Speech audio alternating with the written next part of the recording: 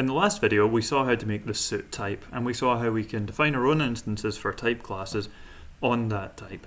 And we saw how we can use Haskell's deriving feature to get those built for us without us having to do much work.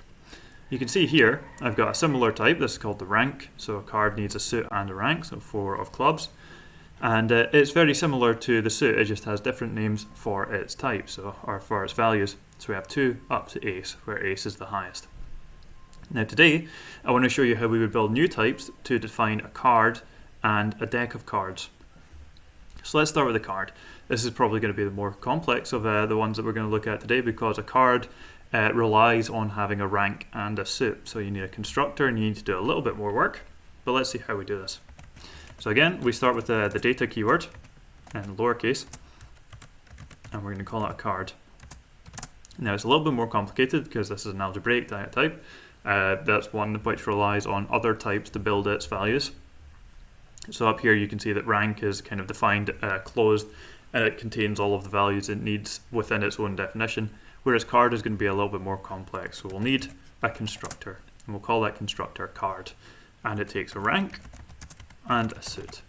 So card is now something with a rank and some value for a suit, so it looks to these types to get those values. And of course we can derive some useful features for this type, so we can ord and show.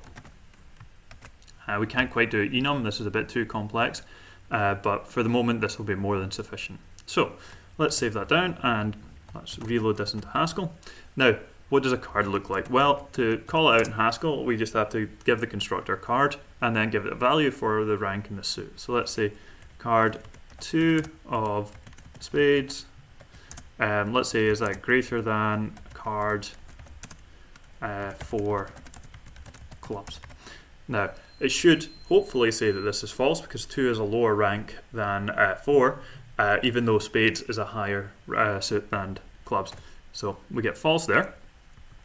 If we flip it around, then we get true because that is of course true. And let's say if we change this to 2, hopefully we'll get that the first is still, we'll get true out because it should default then to the rank, the suit rather than the rank, and we get true out there. So you can see that Haskell has derived what is quite a complex instance for the ordinal type class for us, which is quite a nice feature to have, because again we've defined these 3 types and we've not really written that much code. We've written about 2 lines of code for each definition, so this is quite a nice and compact way to do this. So we don't yet have any functionality built onto the card type. We might do some of that later. But what I want to show you now is how we would build a deck. Now, we can either call a deck a list of cards. That makes sense. A deck is 52 cards. Or we can create our own type. So I'm going to show you how to do something called a type synonym. And for this one, we use the type keyword. And say the deck is equal to a list of cards. Now, this is a type synonym because we're naming something that already has a type. So this is kind of like string versus a list of cars. They are the same thing, but their names are different even though they are the equivalent. So that's a type synonym. String is a type synonym for a list of cards. Here, deck is a type synonym for a list of cards. What we could have also done, if we didn't want to use a constructor and derive some instances for our card type, is that we could have said that card, let's say card 1, we'll just leave that for the moment, is a rank and a suit. And this would just say that the card type, if we get rid of this capital A, this would just say that the card type is a tuple of a rank and a suit. And you can rename types like this as and when you please. So for example, you could say that a type called coordinate is equal to a pair of integers, that sort of thing. You're free to use type synonyms when as you please. Usually you should use them to make your syntax more concise, maybe a little less cumbersome when you're writing out type definitions. But this is another way we could work with a card. We wouldn't have quite as much power because we wouldn't have these defined things or derived instances of type classes to work with. We would have to define those functionality ourselves because it's a type synonym rather than a new type. But this is another way you could have thought about this problem. Anyway, let's look at how we would make a deck of cards. So let's make a function and we'll say make deck, and this will be of type deck, and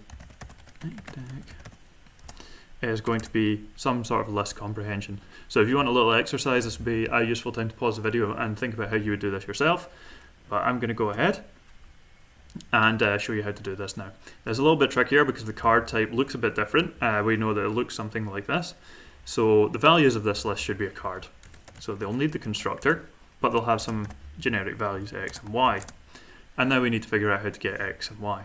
But since we know how to write list comprehensions and we know that we have the enumerative type defined on both of these suits and ranks, what we can say is the rank should come from the generator 2 to ace. And then y should come from the list of diamonds up to spades. Like that. We'll save and we'll reload this into Haskell and then we'll call make deck. And you can see that we have every combination of cards there. So we have everything up to the ace of spades, the 4 aces at the top, and then all the way down to the 4 twos at the bottom. And then we go on and up through the ranks. So this is the power of Haskell's type signature with very few with very few lines of code. We've already done something that's relatively complex. Haskell has allowed us to automate away a lot of the heavy lifting ourselves from our own plates and put it onto the compiler. And this is the power of Haskell's abstraction. You really just tell the computer what it should do, not necessarily how it does it. So we've been quite lucky in that some of the types we have here, the way that you would define orderable or enumerative are quite straightforward. Sometimes in Haskell, when you're defining really generic type class or types with generic type classes on them, there'll be more than one way to do it, so Haskell might not want to do it for you just in case it picks the wrong one. But for these simple type classes, we can get Haskell to do the heavy lifting for us. So I hope you found this useful. We'll be looking at recursive types later on in the week and we'll get more experience with writing functions on our own types. But if you have any questions about anything I've covered here today, please do let me know. Thanks.